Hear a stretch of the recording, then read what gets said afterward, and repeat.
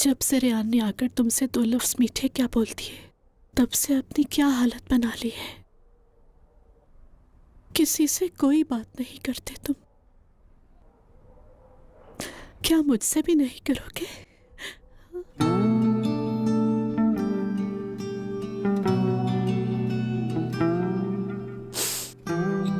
मैं माँ हूं तुम्हारी।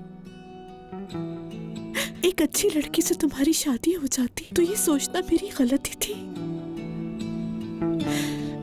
तुम्हें ऐसे नहीं देख सकती। तुमसे प्यार किया जाए ये तुम्हारा हक है। तुम बहुत मासूम हो। तुम्हारा दिल शीशे की तरह साफ है।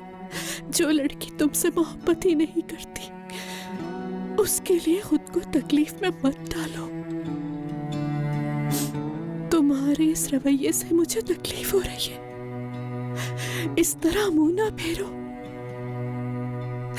मुझसे बात करो आजाद। तुम लोग मेरी जिंदगी हो। देखना वक्त बदलेगा,